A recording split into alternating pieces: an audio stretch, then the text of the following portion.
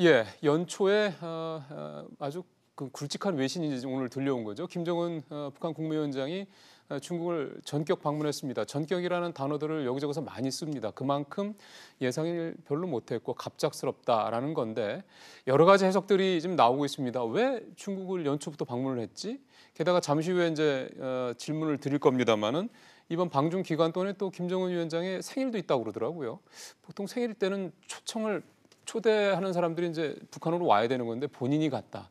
이것도 한번 좀 왜 그런지 좀 더 생각해 볼 만한 이유가 되는 것 같습니다. 그래서 오늘 아주대 통일연구소 정대진 교수 모셨습니다. 교수님 어서 오십시오. 안녕하십니까. 그거부터 여쭤볼게요, 바로. 자기 생일도 있는데 중국을 방문했다.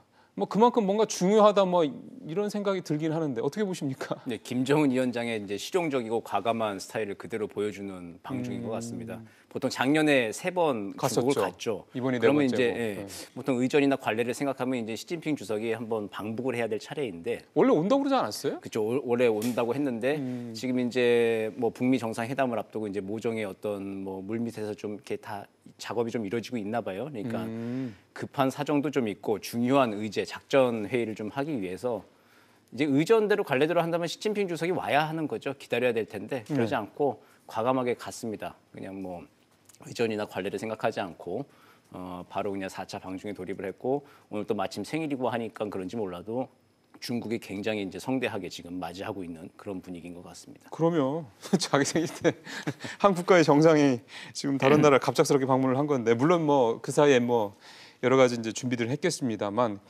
이제 몇 가지 좀 하나하나 좀 디테일한 부분들을 통해서 네, 한번 김정은 위원장의 갑작스러운 방문의 의미 그리고 아까 말씀하셨던 것처럼 뭔가 급한 사정 중요한 게 있을 것이다라고 말씀하셨기 때문에 그런 것들이 뭔지 하나하나 좀 살펴보겠습니다. 먼저 일정을 보면은요. 3박 4일이거든요. 작년 5월 8일이었나요? 그때 5월 7일이었나요? 중국 7일, 다롄 방문했을 때만 해도 2박 3일 뭐 실질적으로 1박 2일 뭐 이 정도 그렇죠. 보통 네. 그랬는데 이번에 3박 4일이다. 연초에. 어떻게 이걸 의미를 해석을 해야 될까요? 3박 4일씩 이제 가는 걸 보면은 이게 조금 꽤 준비를 좀 한 것 같습니다. 북중 간에 일정 조율을 좀 상당히 좀 한 것 같아요. 우리가 몰라서 그렇지. 그렇죠. 기차로 왔다 갔다 하는 게 한 뭐 이틀을 뺀다고 하더라도 나머지 일정, 그러니까 원 포인트로 딱 시진핑 주석과 회담 한 번 하고 오는 그런 일정은 아니고 다른 뭐 산업 현장 시찰이나 이제 여러 가지 일정이 있는 것 같아요. 이번에도 예, 수행원 중에 보면은 박태성 과학기술 교육 담당 부위원장이 있거든요. 글쎄요. 그 있는 거 보면 이제 어쨌든 산업 현장을 시찰하는 일정이 있지 않을까 싶고요. 작년에 이제 3월달에 그러니까 김정은 위원장 집권위원회 이후에 처음 이제 중국을 갔을 때 그때도 이제 25일부터 28일까지 베이징에 머물렀고 이제 그때 좀 이제 둘러보는 일정들이 좀 있었고 뭐 공연도 같이 관람하고 식사도 하고 했는데 아마 오늘 생일이고 해서 저녁 때 뭐 크게 일정에 큰 변동이 없으면 아마 시진핑 주석 부부와 만찬을 하고 뭐 문화 행사를 좀 가질 그러겠죠. 것으로 예상이 되고 내일이나 모레쯤 또 뭐 2차 회담이 가능하다면 할 것이고 또 산업 시찰 현재 이제 중국의 과학기술 현장들을 다시 한번 뭐 둘러보는 그런 일정들이 있지 않을까 싶습니다. 정상회담이 이번 3박 4일 일정 동안 2번 이상 있을 수 있을까? 적어도 한 번보다 더 많다라고 하면은 그만큼 서로 간에 오가는 어떤 내용들이 상당히 좀 뭔가 중요한 것들이 또 큰 것들이 있을 거다. 일단 기본적으로 이렇게 이해는 되는데 네, 그렇죠. 그 얘기를 좀 해보죠. 어떤 얘기들이 오갈까요? 아무래도 북미 정상회담을 앞둔 이제 북중 양측의 이제 작전 타임 그런 그 작전 타임. 그런 시간 그런 성격이 좀 짙을 것 같습니다. 이번에 아무래도 지금 북중 정상회담이라고 하는 걸 이제 급하게 하는 걸 보면은 이제 북미 정상회담도 좀 임박한 것으로 좀 보이거든요. 그렇게요. 예. 예, 그렇죠. 연말에 이제 김정은 위원장의 친서가 트럼프한테 전달이 됐고, 그랬죠. 트럼프 대통령은 1월 2일 새해 첫 강요 회의에서 이제 굉장한 친서가 왔다고 들어 보이기도 하고, 예.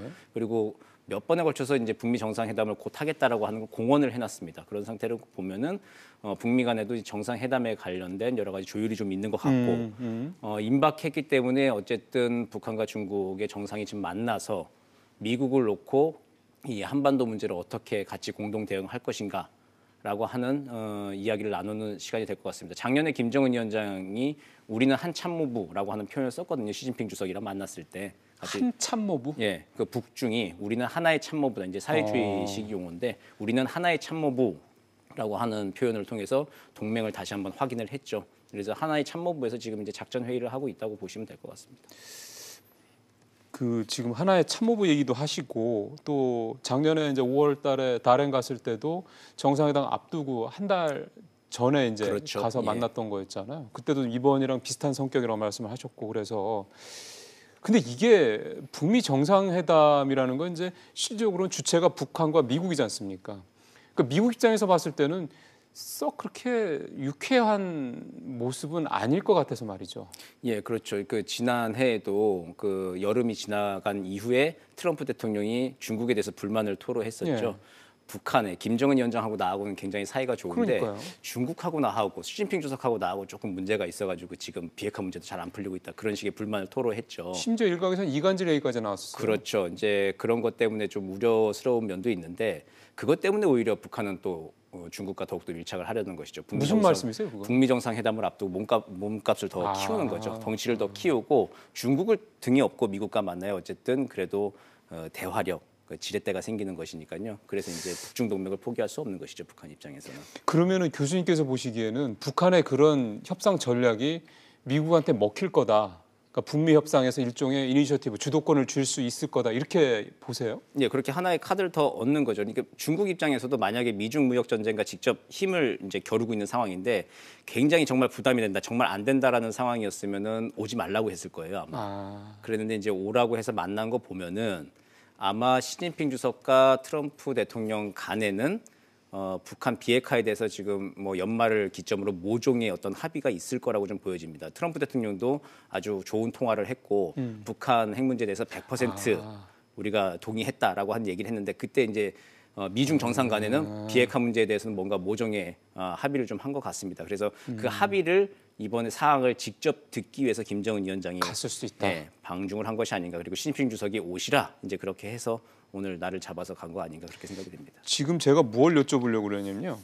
아까 말씀하신 이게 북미 정상 2차 정상회담을 앞두고 정말 북한과 중국이 긴밀하게 작전 회의를 하는 거였다. 그러면 사실은 굳이 공개하지 않고 그렇죠. 몰래 했을 수도 있잖아요. 그냥 설이라는 건 얼마든지 나올 수 있는 거니까. 직접적인 증거가 없다면. 근데 이거를 대대적으로 북한 중앙방송이 이례적으로 공개까지 했단 말이에요.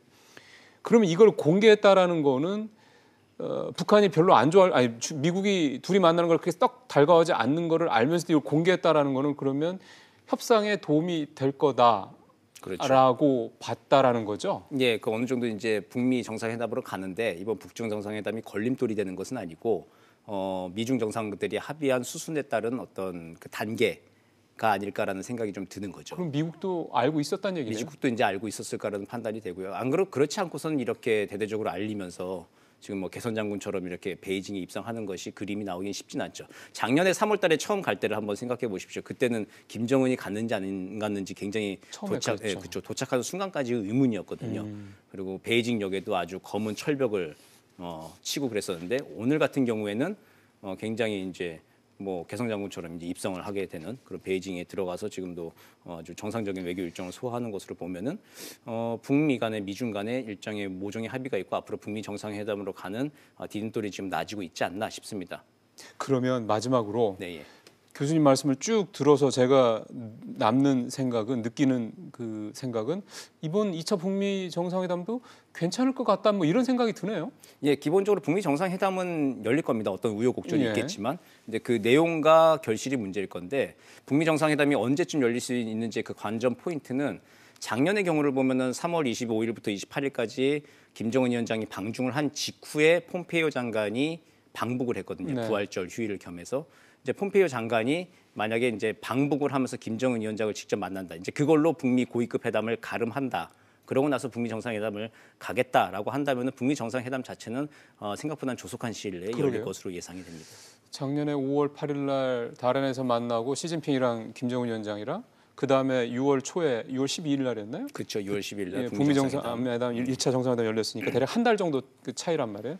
그러니까 그 사이에 이제 폼페이오가 북한을 다시 방문하느냐 안 하느냐 요게 일종의 그렇죠. 이제 김정은 하나의 위원장을 만나느냐 안 만나느냐 이제 그걸로 북미 고위급 회담을 가름하느냐 아니냐 이제 그걸 한번 좀 관전 포인트가 될 것 같습니다. 여러분들께서도 한번 그렇게 예상을 좀 한번 해보시죠. 폼페이오가 북한을 언제 가는지. 오늘 말씀 잘 들었습니다, 교수님.